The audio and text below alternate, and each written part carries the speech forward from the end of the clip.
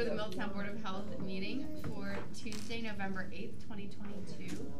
And if you don't mind doing the roll call for us, we'll start with that. Mayor Condrey? Here. Ms. Davis? Ms. Cash? Here. Ms. Kurtz? Here. Ms. Lawley? Here. Dr. Patrick? Here. Mr. Bonnell? Here. Mr. Schultz? Here. Do we have a motion to excuse Ms. Davis? So moved. Second. All in favor? All opposed? Okay, motion passes. Do we have any citizen comments today?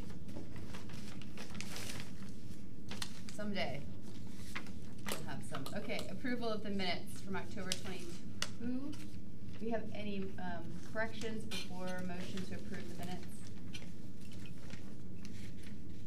I think we have a motion to approve the October 2022 minutes. Second.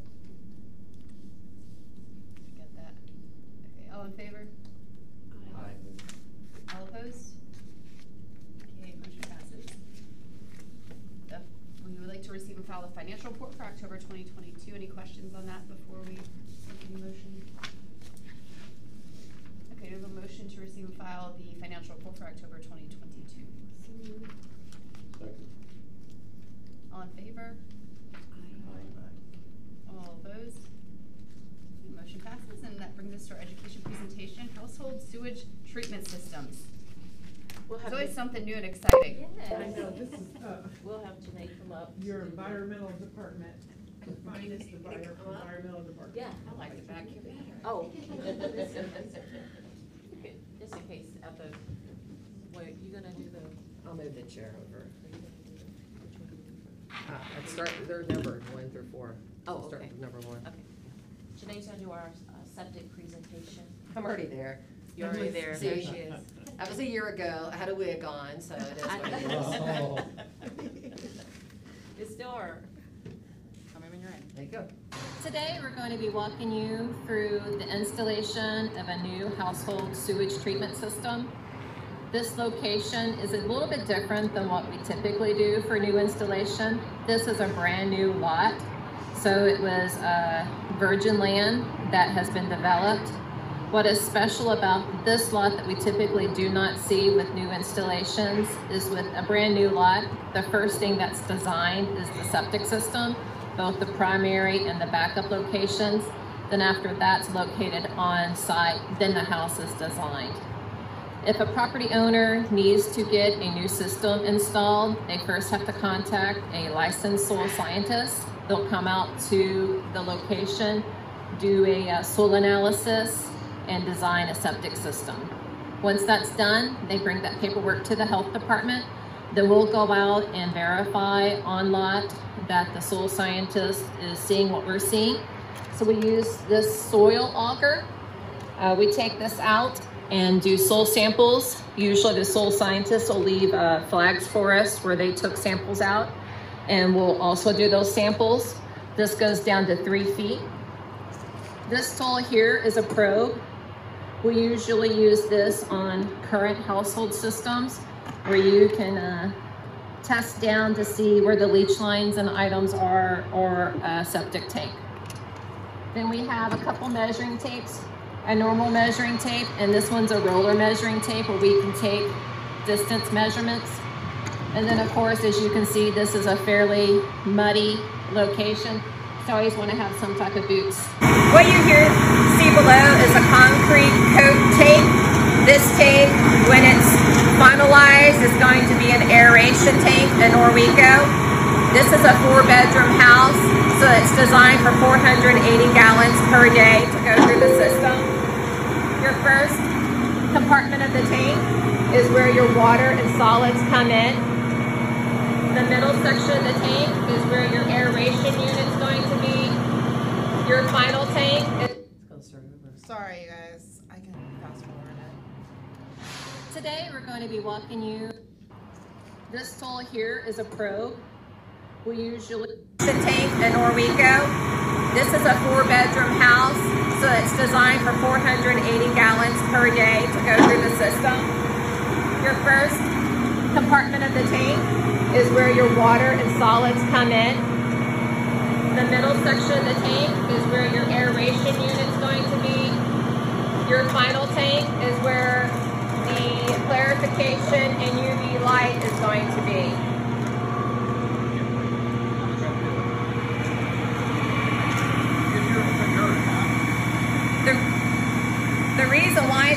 aeration system on this leach field is with a pre-treatment system. They do get a soil depth credit because of the soil that's at this location is a sandy clay loam. They don't have enough limiting layers to get a full depth of their leach field. So with the pre-treatment device, they get a 1 foot credit on their leach lines. And what you see here is an example of leach lines being installed. These leach lines are 12 inches in width and 24 inches in depth. What you see the gentleman doing in the background is on an inspection like this for a new install. They have to take measurements with the laser to ensure that we're getting proper fall from the tank all the way down to the end of the leach lines. Because if you don't have proper fall, then your leach lines won't work properly. They are fed by gravity. You have a couple of junction boxes. There's 3 on each line. You've got your first box, which is your distribution line. Distribution box that goes to either the line to the left or line to the right.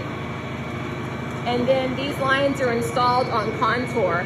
A lot of people wonder why there's just not a straight line from the tank out. Leach lines are designed to be placed on contour for proper use of the soil. What you're seeing in action right now, of course, is the house being built. Like I said, the house is the last thing to occur on a brand new lot. But over to our left, they are installing the coat tank, which is where your aeration system will be installed at a later time.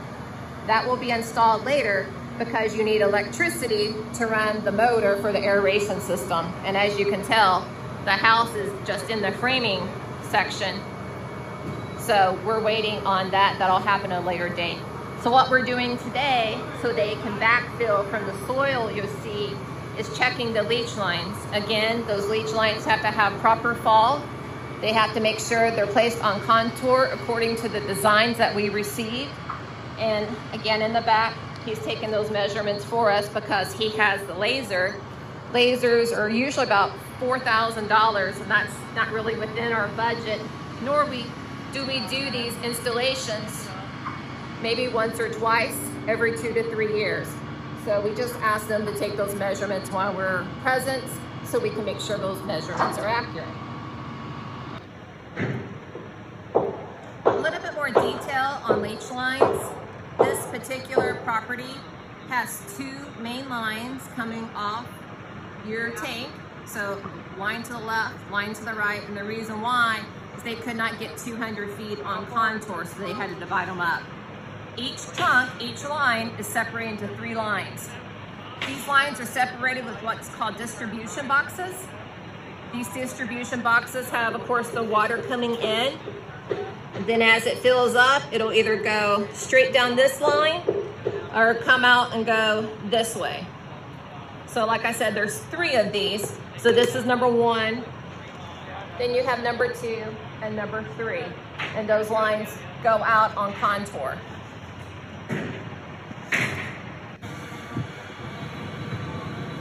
One thing that, again, you can see on this video, as we've said a few times, this is a brand new lot. This system here that's being installed is about $20,000. The issue that we have sometimes within our community is that we don't get brand new lots for new installations, we get repairs. So you have an existing home, an existing septic system that's about 30 years plus, and that system fails, and they need to put a new septic system in. They don't have the space that this property has. A lot of our communities and lots are less than ½ an acre, so that has some challenges. And again, these systems cost about $20,000. So that's a challenge for replacements when we need failing septic systems, need a new septic system. One thing you'll find on a lot of these new installations when you get a new septic system installed is what's called a curtain drain. You can see it here underneath the hay. It goes around the outer edge of the septic system. That curtain drain is used to take off any water flow that's from like rainwater, snow melting. It keeps that extra water away from your septic system, your leach field. because the leach field is a living system. So it has a biomass that will form, and any additional water that is put into it excessively will cause a premature failure on leach lines. Video 2.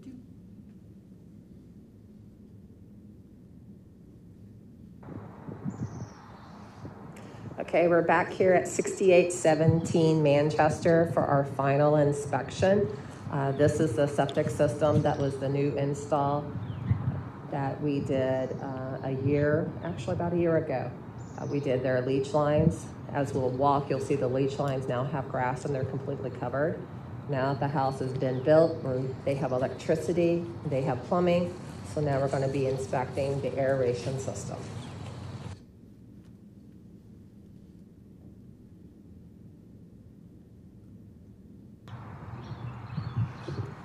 All right, this property here is a dual treatment system, meaning it has an aerobic system into a soil absorption leach line system. The aerobic system here is a Norweco coat system. We have several coat systems in our community. This is a more advanced coat system that has an alarm on it, and the motor runs 24/7 versus 30 minutes on, 30 minutes off. Majority of our aeration systems in our community are coat, Cavitat, and Jet. A coat system has 4 compartments. This first compartment is your primary compartment. This is where all your solids come in from your house. The second is your aeration. Third is your clarifier. And on this tank, since it goes into leach lines, your PVC pipe is your upflow filter. So let's take a look at each one.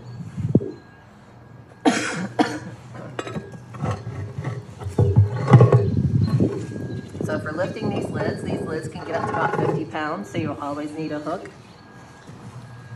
This is a dual lid. So this one, I don't know if we can lift it up. I'm not able to lift that up. So if you were having your septic tank pumped, they pump it out of this compartment here, because that's where all your solids come in, and majority of them settle. They have a concrete baffle in there that as your solids settle, they stay there. Sometimes you have solids that float, and they'll go into this aeration compartment.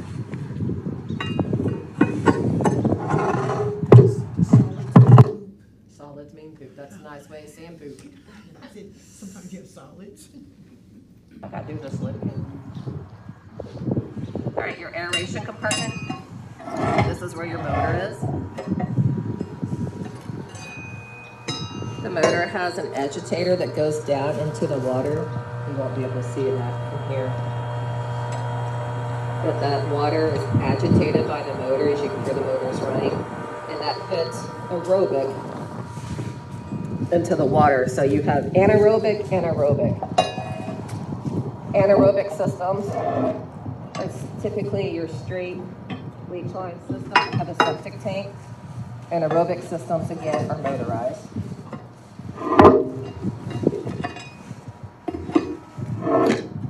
The dual systems, like this system here, we have 8 of those in our community. They're inspected every 3 years.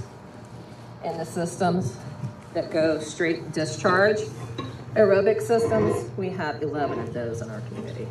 And those are inspected every year because they're straight discharge.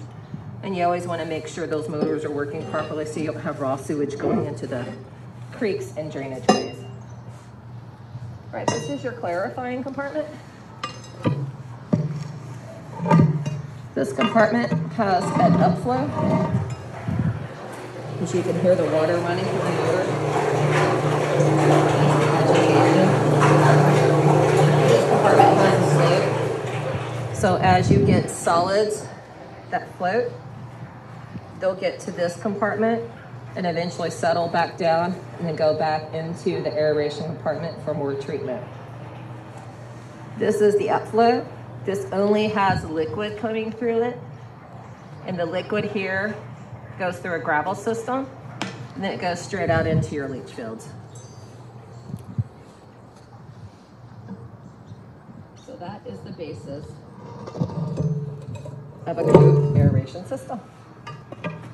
And again, this is a brand new system, so it'll get inspected about this time next year again. Then after that, it'll be put on a 3-year rotation. And the reason why we do 3 years for these systems, because again, they're dual treatment. They go from a motorized system into leach lines. Even if the motor stopped working for any reason, this still has a secondary treatment system and leach lines, so we wouldn't be polluting the environment. Aerobic systems that are straight discharge into a creek or drainage way, we inspect them every year because again, if the motor stops working on those, we're putting raw sewage into the environment, and that's a bigger health risk. And the systems that are just straight soil absorption, that has no aeration, we only inspect them 5 years because we don't need to inspect the motor. That's it. Good, good. Go with the map. Oh, now where should go? It's just 10 Uh-oh. minutes. I still need it. Oh, wrong one, shoot.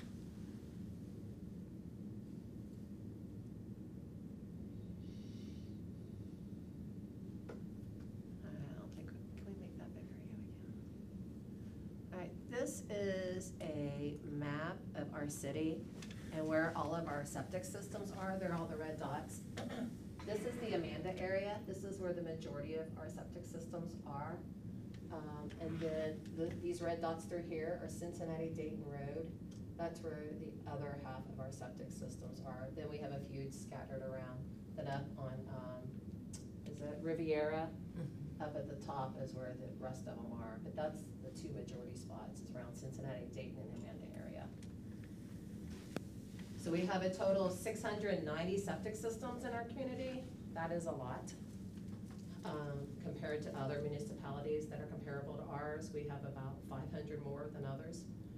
Again, we have 11 mechanical systems that we inspect every year. That means they are straight discharge into a creek or drainage way, so we always make sure those motors are running every year. Then we have 8 systems that are dual treatment, which means they're aerobic systems into soil absorption systems. We inspect those every 3 years. And then the systems that have no motor, they're just straight soil absorption like leach lines. We have 671 of those that we inspect every 5 years. And would you say that Amanda area is those?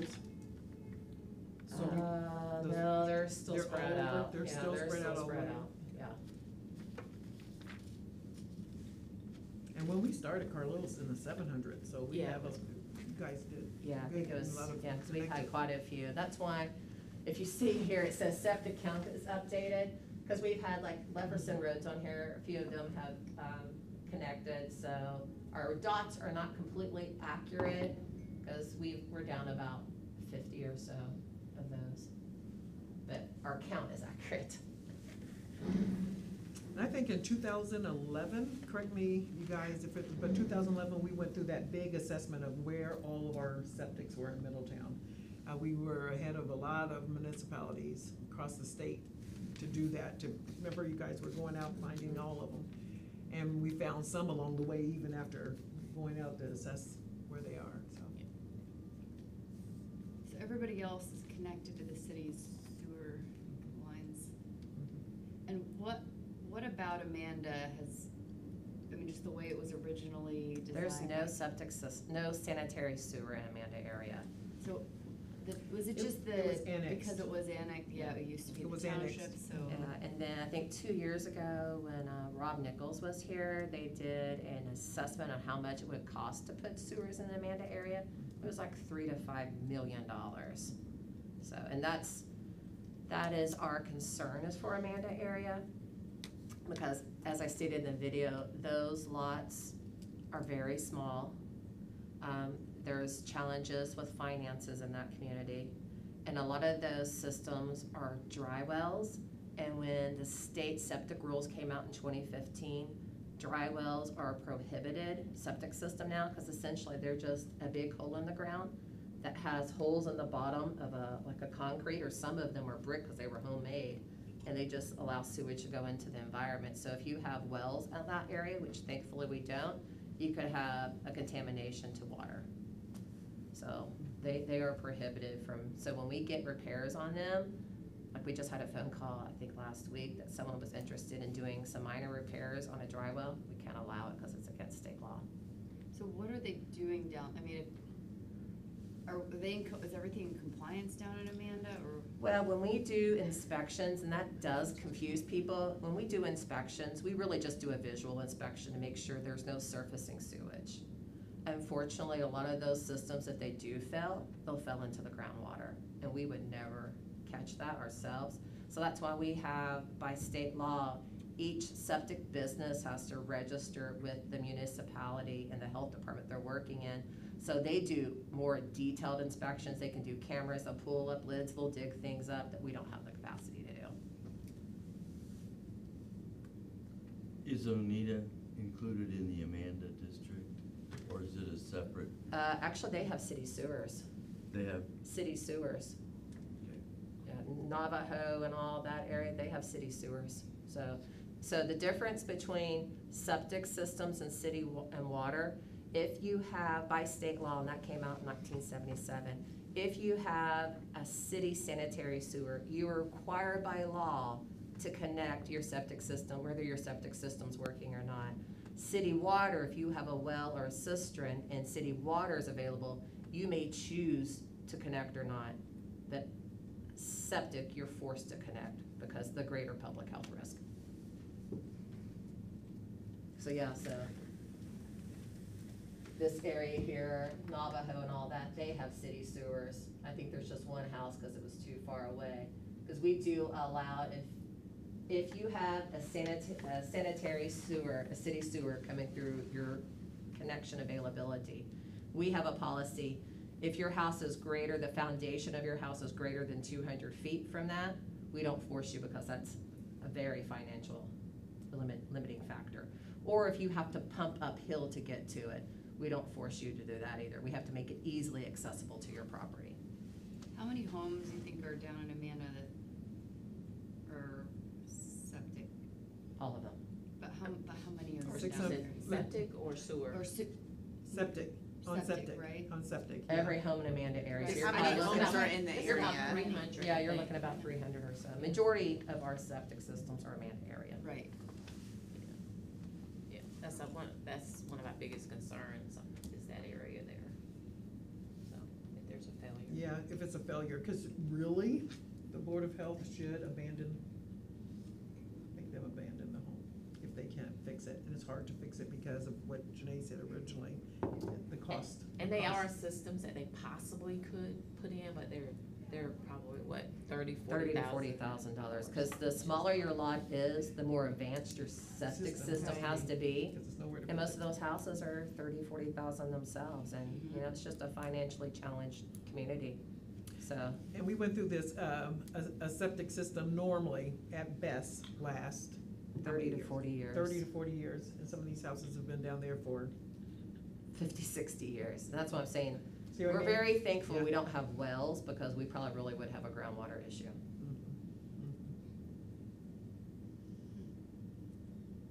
Do you think there'll be a point where that neighborhood has to be abandoned because of health issues? Yes.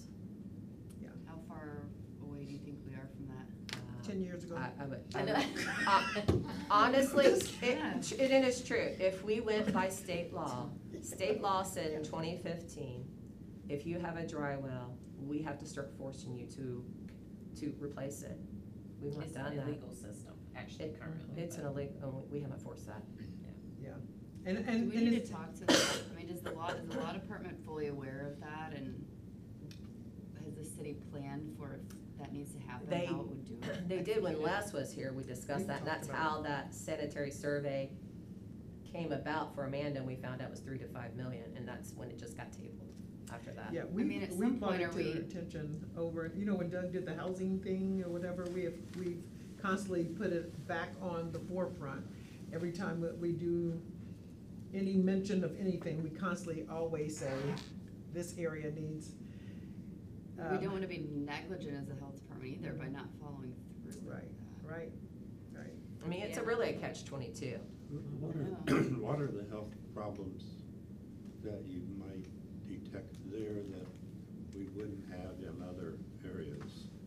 For poor, soil, probably it would be the soil Their issue. so soil it would probably be- is definitely polluted, so even, let's I just think say, GI, you get a small house that can replace it with another set of leach lines. When your soil has leach lines and those leach lines fail, all your soil's messed up, because you have raw sewage now in your soil. Thankfully, leach lines do repair themselves after years, but you're looking at, that's why they're saying, you know, health departments have the ability to remove you from your house for 2 to 3 years, because the soil will repair itself, but it will take some time, Mhm. so, Yeah, you can't keep putting, yeah. you know, But what'd we're you say, aware, hard solids Yeah. and liquids yeah, in the soil without it giving it time to we're aware regenerate. Amanda area is gonna be an issue. But are there health problems Yeah. that you see? Well, normally, and help me out with, it would be all of your GI issues, anything with feces, urine, anything that spreads, so it would be the salmonellas, it would be the giardias, it would be shigellas, it would be those kind of things, that all the GI stuff, because of that's usually what's in the feces. Now, normally, when you get into stuff like, when we look at HIV, too fragile to be in those systems, they wouldn't survive systems like, those conditions like that. Yeah. Certain things, but it'd be all of your, like the spore stuff and the bacterial stuff, I would think, all of it, if you look in there, that's anything that's water, fecal oral, kinda like waterborne stuff that we deal with in the summer swimming pool type stuff, so it would be And some anything with things that we would won't see because it just contaminates your water table, and we wouldn't necessarily know which, That's why we're saying, yeah, most. fortunately, unfortunately, Don't have we wells. would not visually see these failures. And usually if there is a failure, we get a phone call because it stinks. If you go even through, downtown, because we have combined sewers, you smell the sewage when it's rained or it's really dry. You'll get that in the community, those houses are really close to one another. So if we get a on-ground failure, we get a phone call from a neighbor. But I think most of those failures are in the groundwater. We'll never see those. Does it impact the rest of the city as well? Depends on how the aquifer's flowing.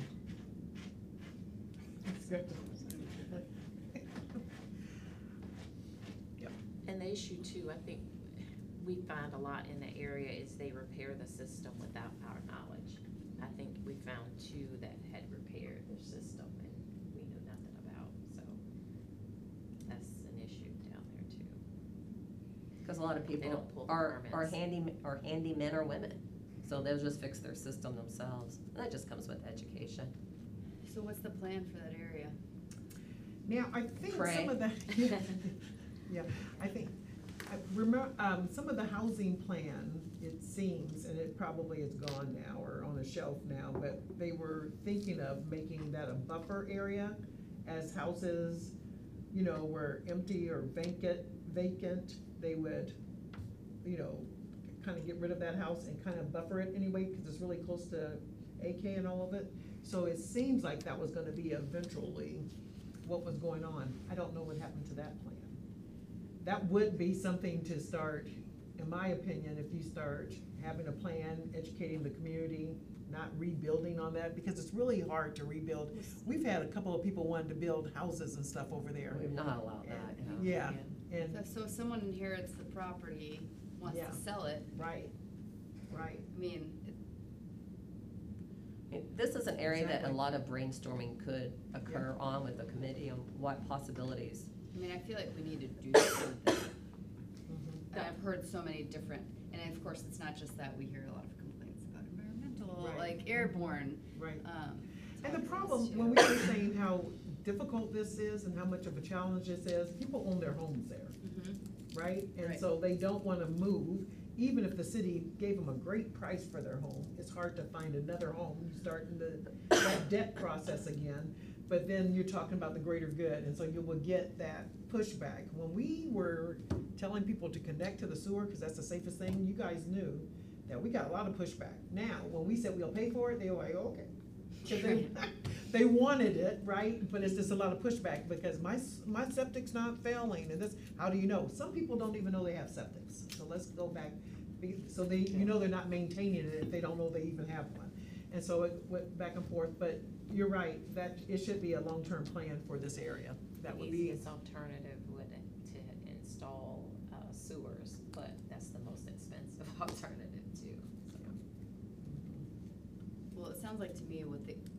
multiple environmental and health issues down there, and we need to come up with a plan. I don't know if you need my help Yeah. in any way, or if this is something you can bring up Go with back there, Paul, and I would definitely. but we need to do something. And also, we worry about the floodplain down there too, so that kind of Right. goes on There's there with. three, Yeah. three major. And all of those houses, because the majority of them are in floodplains, and we have another list that shows the houses, and each individual house is listed if it's a floodplain or not. They could not put leach lines back in, they would have to do a mound, and those mounds usually start about $40,000. So again, Can you we're back remind to the me, issue. when that was annexed, was that the city requesting it, or did they request it of the city? I wasn't here when that It was was. back in '97, but I don't remember. Just curious what the reasoning was. Scott. Anyway, that could be Yeah. part of the discussion too, it's just interesting. That's sewage. Good job, Janae. Very Good good, job. thank you. Very informative. Good, cool. Might have a second career. I'm one of the few in the state that do food and sewage, so it's fine. Yeah. I just make you in and out. Yeah, I was impressed how you were lifting those lids off. I know. Yeah, great. She was great with that. I know it. Okay, that brings us next to, any other questions? Okay, that brings us to old business. Fab? Anything to report there? I keep watching my emails. The FAB board, I think, met last Friday. Now they're in between doing a new website and a new system or whatever, but we should be hearing any day about our accreditation status. So when I find out, I'll probably shoot out a email to all of you that we are accredited. I'm just gonna go on and claim it, so. We will see, but I'm just keep watching the phones here. They're getting the report, but that's all with FAB, and we're just working forward still, planning our, community health assessment. Okay. New business, travel authorizations, so we have one, We have three total. Three total, yes. A grant workshop that Nancy and Laura are attending. You don't have those in there? only saw one in there. You have to scroll up before. Yes, before that one. Nursing. Oh, so the link brought me To the left. too low, Oh, that's yeah. why, okay. So here we go, if you want to just peek at that one. I can see. Okay. And yeah, so there's grant writing 101, and then the other one is the director of nursing. Travel. Do we have any questions about these, or do you guys wanna speak to them any further? No, that workshop is a workshop with Kettering Hospital, and I think Safety Council's working with it, and the Community Foundation, and they're sending a lot of people just a day, since there's so many grants out there, they're just kind of offering it up so staff can look at them and maybe start tapping into some of the monies that's in the state, and so, and they're getting a really good attendance, registration rate. So 2 of our staff are going, it's all day. All-day meeting. That's here in town, and there's transportation costs? That is, let me look and see there, cause I have to look and see, it is,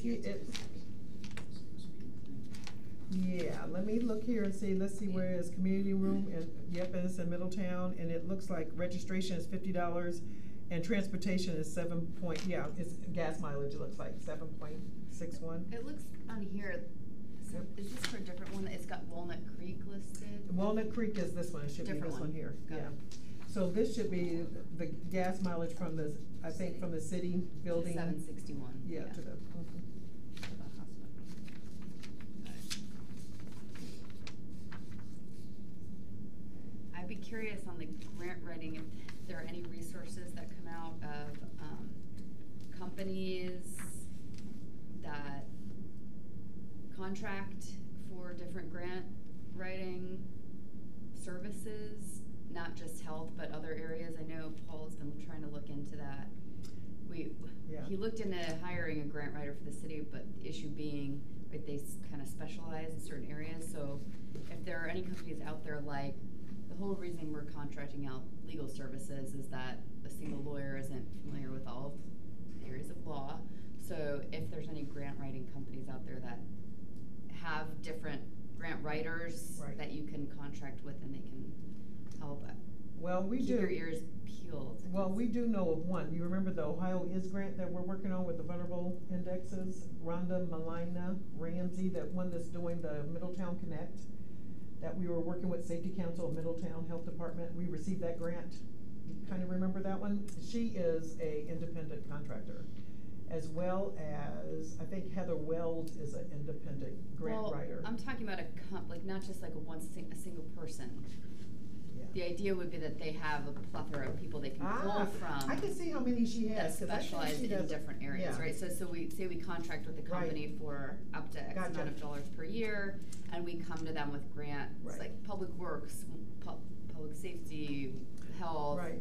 whatever the department is. I can check her and see, she has, these are, companies, and I know that she's working, and she has Sherry, and they do all kind of grants, and the grants are pretty, it's my understanding, I don't know if any of you guys, Yuki may know of some of them too, it's my understanding, once you know how to write grants, you have to just get the background data, you have to fill in the blanks of everything, so they can do healthcare, they can do municipality stuff, they just have to get the, what do you call it, the introduction and all of that. So I don't think you have to be a specialty in healthcare. Once you know what that grant is asking for, they can glean all the data, don't you? Isn't that pretty much, because in your, yeah, because Envisions do a lot of grants too. Do a lot of grant writing. So I'll just see if she has more. That contradicts what the other department heads have said, so I would just work okay. with Well, on that, because yeah.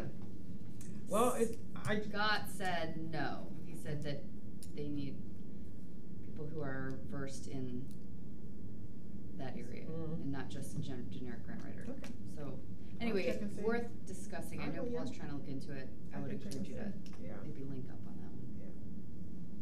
Yeah, because I don't think you have a specialized grant person, but we'll see. I can check and see. I can check and see. I know ODH has plethora of stuff, and it is, sometimes it's health related, sometimes it's safety and police related, sometimes it's, and so you just have to kind of dig for the data, you know. But I'll check it and see, and I'll give them that one too. Yeah, there's return on investment. That's Oh, great. yeah. Okay, do we have any questions on the travel authorizations before we? Uh-oh. I think we've got it answered. Okay, do we have a motion to approve the travel authorizations? Second. All in favor? Aye. All opposed? Okay, travel authorizations are approved. And we've got a bunch of final readings. Do we have a motion to read these by name and title only? So moved. Second. All in favor? Aye. All opposed? Great, we saved ourselves a lot of time for me. Enough, a lot of words. Okay, before we go into approvals, does anybody have any questions on these? We've got food licensing fees, campground licensing fees, tobacco 21, allowing health commissioner to suspend a food license, allowing health commissioner and any registered environmental health specialist or mental health specialist in training to suspend food licenses. Any questions on any of these? Otherwise, we'll probably go through and just. Do you have anything you wanted to say about Yeah. tobacco? No? Okay. I'm just here for the meeting. Anybody else? Okay, then we'll just go through and make motions and vote on them and move it. Okay, so we have a final reading of MBHE ordinance number 2022-01, food licensing fees. Do we have a motion to approve? Moved. Second. All in favor? All opposed? Okay, motion carries. We have a final reading of MBHE ordinance number 2022-02, campground licensing fees. Do we have a motion to approve? So moved. Second. All in favor? Aye. All opposed? Okay, passes. Final reading of MBHE ordinance number 2022-03, tobacco 21. Have a motion to approve. So moved. Second. Get nervous there. That's why we did it. All in favor? Aye. All opposed? Okay, tobacco 21 is passed. Final reading of MVAG ordinance number 2022-04, allowing health commissioner to suspend food license. Do we have a motion to approve? So moved. Second. All in favor? Aye. All opposed? Okay, this ordinance passes. And we have one more. Final reading of MVHE ordinance number 2022-05, allowing health commissioner, any registered environmental health specialist or environmental health specialist in training to suspend food license. Do we have a motion to approve? So moved. Second. All in favor? Aye. All opposed? All right, unanimous approval of all. VACA 21 is an exciting one, huh? It is. Good movement there. I do have one question. This is really projected. So I'm also representing for Interact for Health. So they wanted to finalize if you need any implementation funding from them, and if you wanted to finalize that, I'll send over the information. Yes, and that is yes. You remember Interact for Health is helping with funding health departments with implementation monies. And so once we have this finalized and ready to roll, we will be doing it. And I think it's an application that you'll be helping us with, but it's pretty much simple, and every health department kind of already have done this, so I don't think it should be a hard one as far as a grant or whatever, so we should be getting that. And what that will do is it'll help us with the education piece, getting it out to the businesses, the staffing, looking for more vape shops or whatever, and just, you know, getting all of that front-loaded information and activity out of the way before we actually get started, I think. So I will be in touch with you. Okay. Yes, we always want money. Of course, Yes. of course. Put that in the Yes, minutes. so I think much. Fab says, do you ask for money? Yes, we're asking for money from Interact from Health. So we appreciate you, Yuki. Thank you. Everyone have a great day. All right, take care. Glad you learned all about leach fields. I have What you definitely got? more information. So if you ever ask me, I can refer to the video. Take care.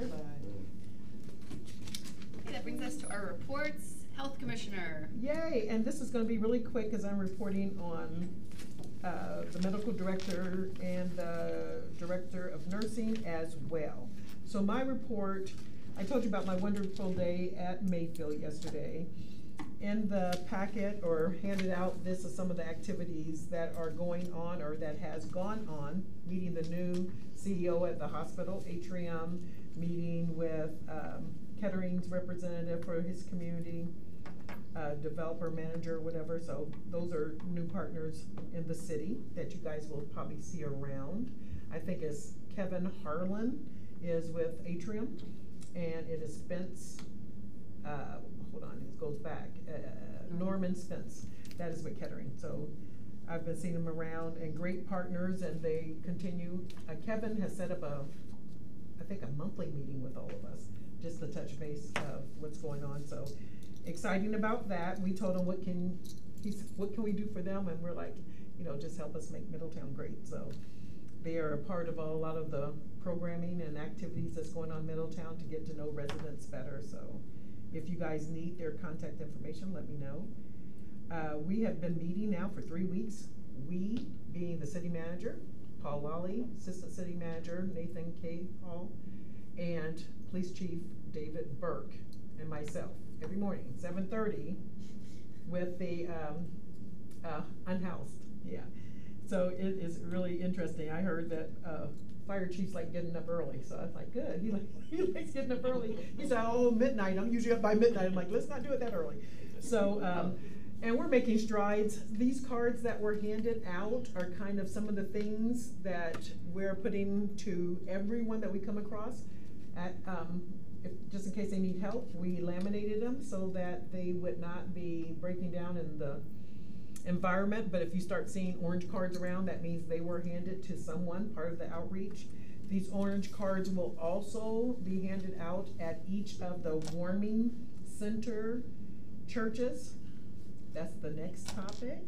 They begin November 20th. How's that working? And as in what? Like, how is it structured, or it is looks, the city involved? no, How is yes, it all kind of yes and no. Jerry has received, and she's getting this information out to us. I just received this yesterday. So Jerry Lewis has brought this together, and I think, I hate to speak out of turn because it's her project, but I think she has 3 church people that are over this initiative. We will be meeting on this Wednesday with procedures, Narcan training, safety training, et cetera, et cetera, et cetera, with all the churches that are coming out. And then they begin in this rotation, and this should be getting out too. In this rotation, they'll be getting to house the like different individuals. One a week, like so it looks like one a week, yeah. Week-ish, but then some of them are doing more than 1 week. Right, and so it's a host church, and then there's a float serve team. So some churches are hosting individuals actually at their site, and some churches are feeding them and helping out or whatever. So this is the schedule that's set up. And so it's my understanding, once all this is finalized after Wednesday, this will get out to everyone so that everyone will know where they can find people. I don't want to speak out of turn, but I think she's saying that they would pick up and drop off at the Dream Center. So that might be where people that want housing would meet. That's where the intake will take place. So that's what she has said. So for all of it. For intake for all of it, and then bus to the churches. Get them bused? Is it buses or are they? I don't know. That might be church buses. Let me say they offer to fill gaps. So I don't know who's yeah, I don't know if it's church buses or if it's the city bus. Tested for alcohol and drugs, or do we know that? I'm just gonna say from this point because I don't know. I'm just like curious. Yeah. So I think we'll find out everything Wednesday. Yeah, you want to see that? So she just sent that email out, and Can we get a copy of the final plan? Yeah, because I was wondering, did Paul talk to you guys about it yet? See, so I didn't want to say it before, but when we're meeting out or whatever, I know that he kind of wants the city to be kind of hands off. Once it's created, it should be a faith-based initiative. And so didn't want to put things out there before. And I think she said she had to tie up a few churches loose ends. And so that it was still like in the works. But we're meeting Wednesday because if they're starting November 20th, when the weather starts getting cold, it'll be a good time to just say, the Q&A piece of what should we do if this? What should we do if that? Who's the contact at the police and fire and the health department, et cetera. So that's. And then I'm doing mini clinics as well as we're still doing clinics for COVID and the flu shot every first and third Thursday. But mini clinics, if anyone needs 5 people that wants a COVID, then just let me know, because it's been people in the community that says, do you have some? And we can easily go out and do those kind of clinics, get those done. So those are for the boosters. Just holler and let us know if you need anything. And that is, I do believe, the end of my report. Oh, Scott Rasmus, the mental health director, will be meeting with Paul, Nathan, and I, and Steve Longworth in the courts tomorrow morning. And this is about housing, and we asked for data on overdose, suicides, and housing in Middletown, like any kind of housing in Middletown. You all have seen that. I think it's in the I think it's in the packet too. But all the reports of do we need more housing, supportive housing, low-income housing, and all of that. So he's on that executive housing board too. So we just wanted to make sure we touch base with him. And I'm also meeting with Kathy Becker Friday, and maybe developing some kind of crisis team that can help in the evenings or weekends with the police, ride-alongs to help with mental illness, addiction of people that they come across. Everybody uses Kathy in the community. She's using Fairfield, Hamilton. So we're thinking about maybe a crisis team that the county can pay for, because we put that proposal before the county commissioners. So to be continued. Can I just go into the... knows so much about this community. Excuse me? Kathy knows so much. Yeah, and she always answers her phone, and she resources. And she knows a lot of the individuals, and so yeah, she's a really good resource. I do have questions. Are there plans to do any type of vaccination with the homeless? We do. This group, this church group that we were talking about, we used to go over at intake time to do flu shots, COVID shots or whatever, and we still will, Hep A shots, Hep B shots even, so we'll still do that. And so we usually would go over once a week out of it, and so when it all gets finalized, we'll go out and do the vaccinations. Are there, do you know at intake, are they doing any tests like Hep C and HIV or anything like that? No, before in the past they have not. I wonder if Caracol would be willing to See, they probably could, yeah. do something like that. They probably could, cause you know, we do that on Tuesdays at the syringe exchange, and they would, they always look for opportunities. You know, in the paper, we've seen a lot more, infections in Butler County. I'm getting ready to read that report. We're not seeing a whole lot here, but we have had one HIV and one, some syphilis here, so we are seeing those. Just might be another opportunity to let people know if they're dealing with that diagnosis. So as soon as we get it set up, because we have to see what even that looks like, because can the Dream Center handle a big intake crowd or whatever, and do we have, so we have to wait and see how that is, but we usually go over once a week and always offer those vaccinations, and so we'll be able to do it now.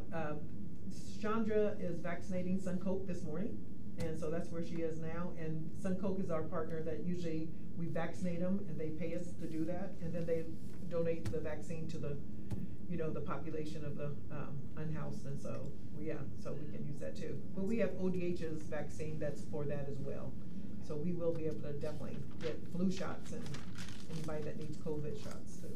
I heard you were at the AAUW. I was. I was really glad to hear it. Yeah, that was one of my mini clinics. And I tell people 5 or more. I'm going to Mount Zion tomorrow night.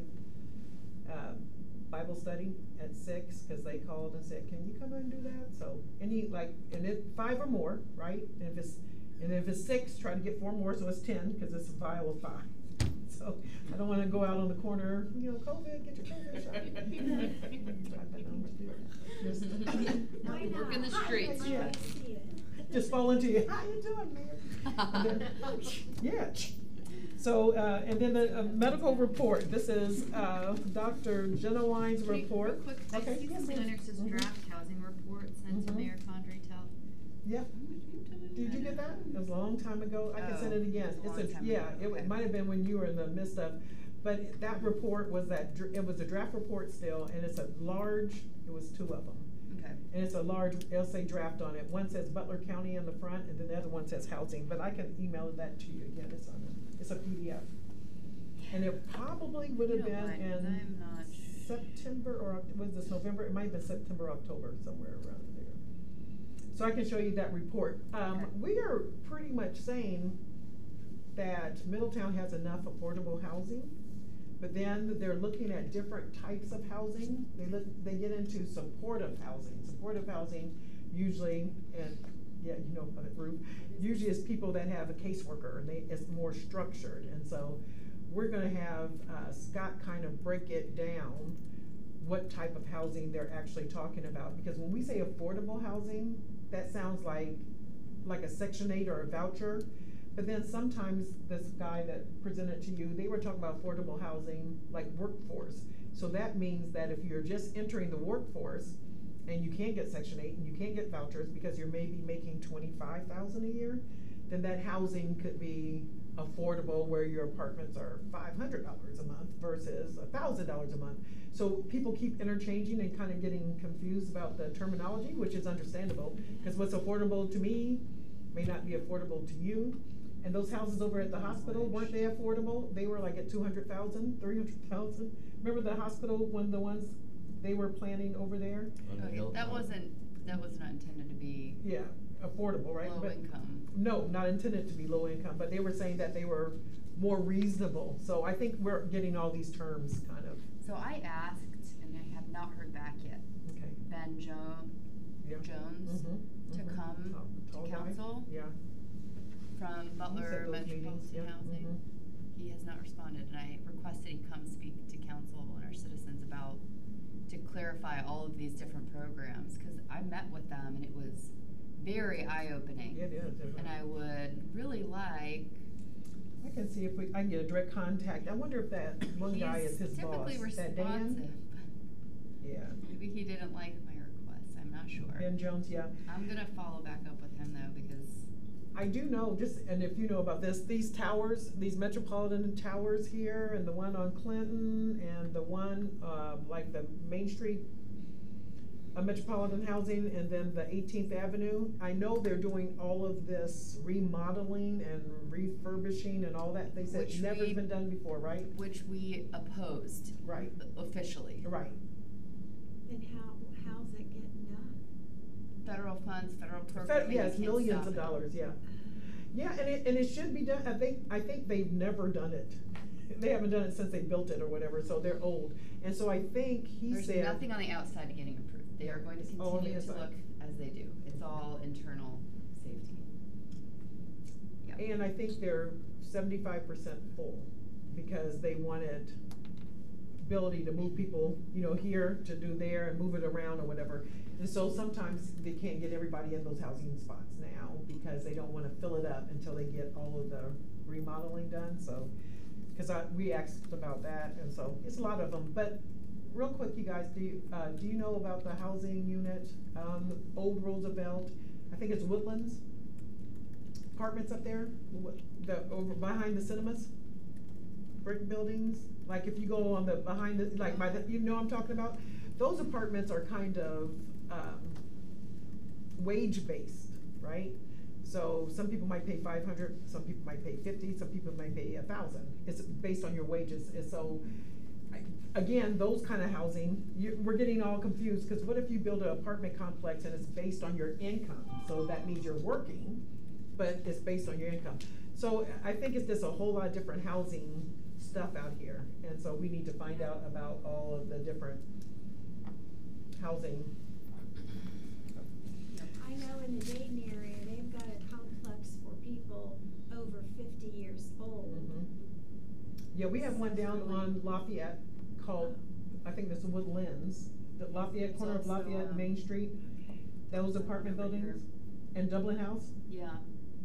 Yeah. So we have some of those that you have to be 50 and older to live in, and they're like, and they look like little, very small apartments, maybe one, maybe 2 bedrooms, kitchenette, living room, dining room together.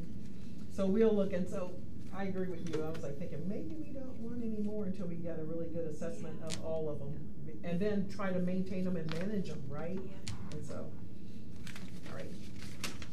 Ready for me to do? Yes. Dr. Generalize your work? Okay. Yeah, if you don't mind just resending that housing. I will. I'll send it. I have it down here. And so, chlamydia infections, we are at 22. This is for October. COVID, 195. Gonococcal.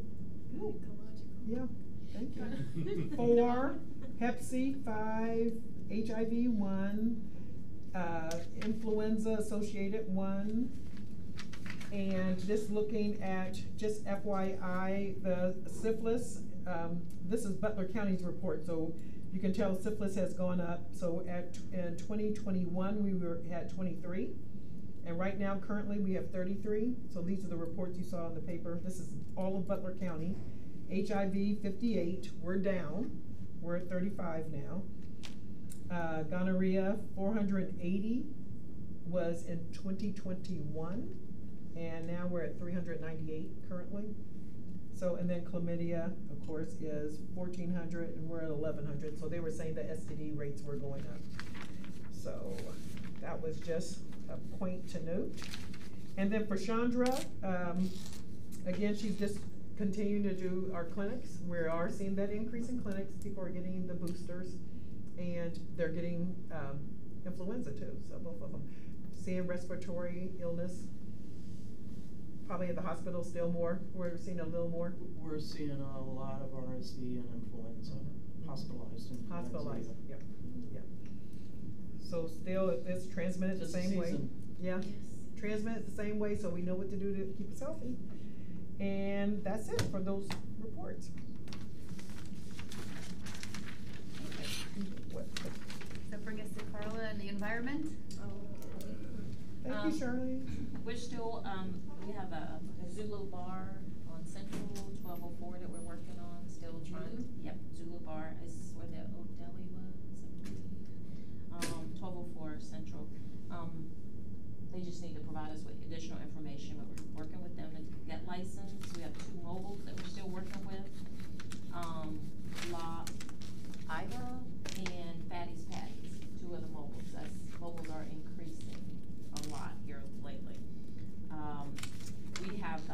permitted Summit Academy High School, which is on Yankee.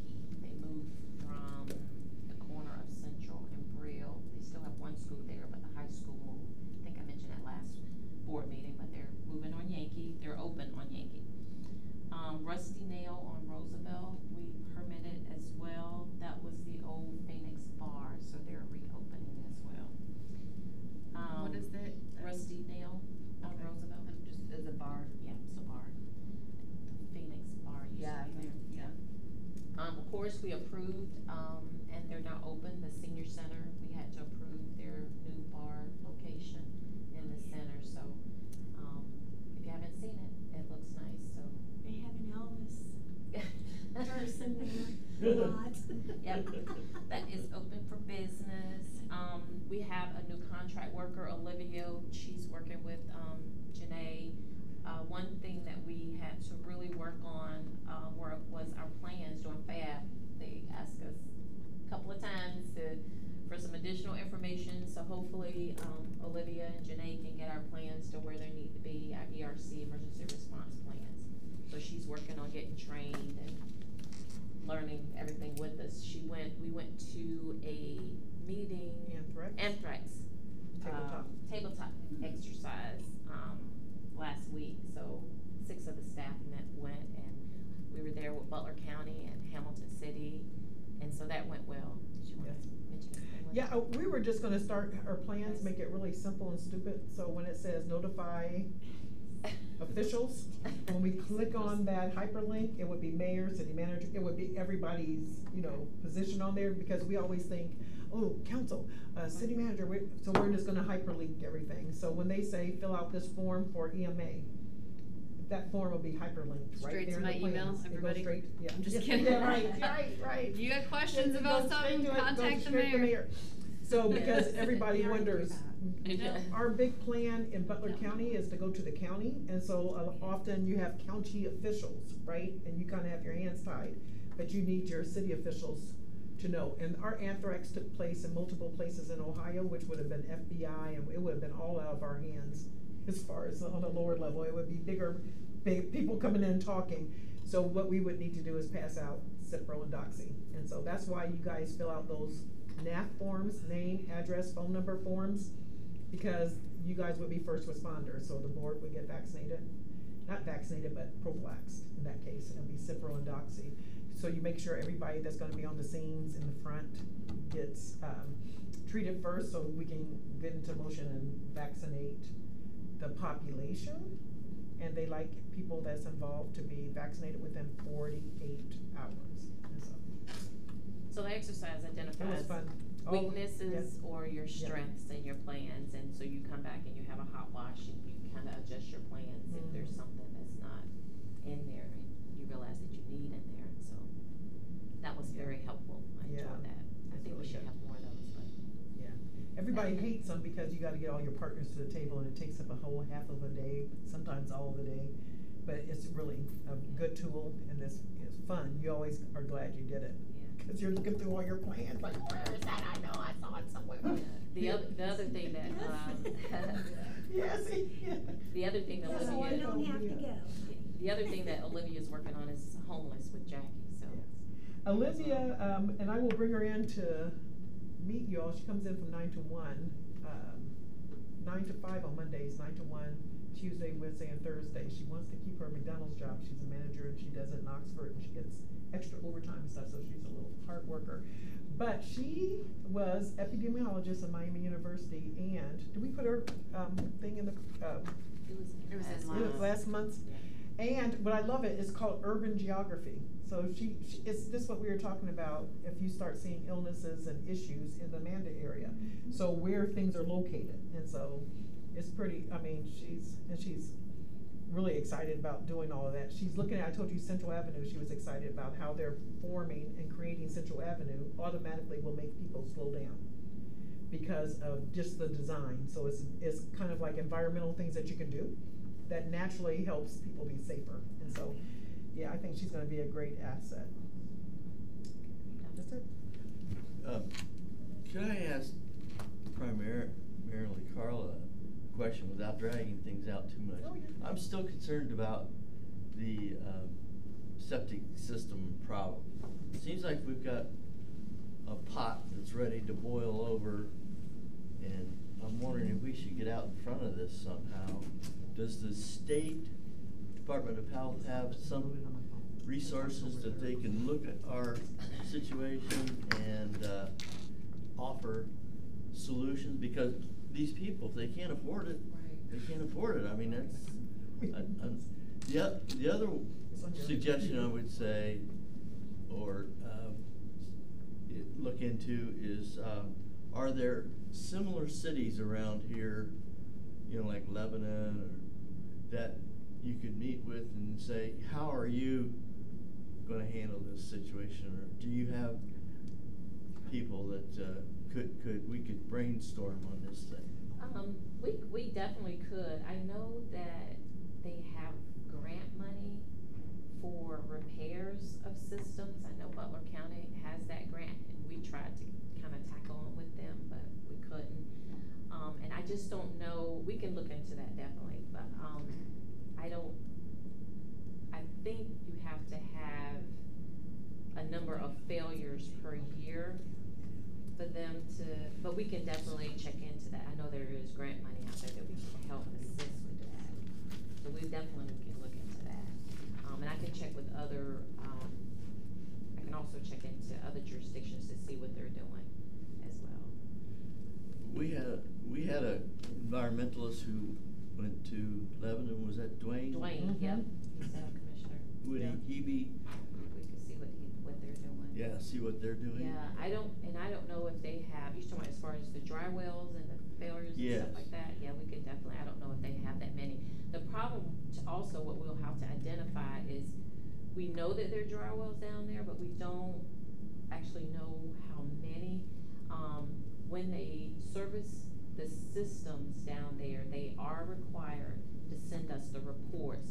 So we're kind of keeping the reports, and we can identify those systems that way. But if they don't have a pump, most people don't want to have a system. They don't even know they have a system. But we can identify the systems that way, and that's how we kind of keep in track of those systems. Okay. But yeah, we can definitely talk to Dwayne and some other areas and see what they're doing as well with that. I think it'd be a good idea. We'll do that. Thank you. And I have here to check with Paul, the city manager, to see where that is. Every leadership, we've mentioned this issue, and it's just not very popular. Yeah. Because I mean, it's just not very popular because of the money and because of what you have to do. And so they put it on the back burner, and you hate to keep going up there, but I mean, I'm glad. And Paul the mayor here, he may be the right one. Because the mayor's here, and the mayor is the one that makes sure the rest of the council knows, but really and truly, the two things that need to be done is one, a sewer system down there, right? Or start, you know, like, what do you call it, triaging that area and moving it out and becoming a real buffer, how you do it. And so this needs to be a plan as far as we're concerned, but we just keep putting it, and I bet you can find it every year somewhere in the Board of Health's talk about the septics down there in the Amanda area. It's one of those concerns that keep us up at night when we say, what are some of the health concerns? Because it can happen. And if we start seeing all of this illness, and then if we go back and look that we've talked about this for a long time, but it's not in our control as far as the planning part, what the city is gonna do with it as far as the 5 million, 3 million. It may not even be that much, but when they talk about it, they say $3 to $5 million for those projects. And this is another thing too, and this is gonna be a very controversial comment. And that was a few years ago. Controversial comment. It's not like you can't afford it, but is it worth affording? Because it's always that, because you always put your infrastructure where growth and development is, and so often, and so that's what public health is all about, making sure that everything gets done, right?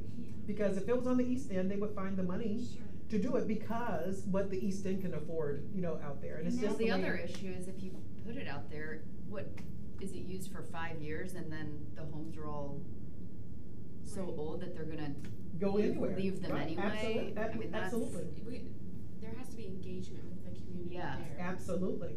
So that they don't feel like the city's trying to move them out. Absolutely. And have some type of buy Right, and what I had told Doug a long time ago, I said, if you meet with families there constantly and tell them what we're doing, what we're trying to do, and why we're trying to do it, and as your family members pass away or whatever, then we could buy the house back, and then they don't even think about building there and doing, you know, and taking Right, over, that's- and have a plan where people will know, we're not asking you to move now, but as you go, that makes sense, right? Yeah. And because they can know that. Proactive instead Right. of reactive too. Absolutely. That A area reactive is situation. older, that area is at least 70 That's- years old.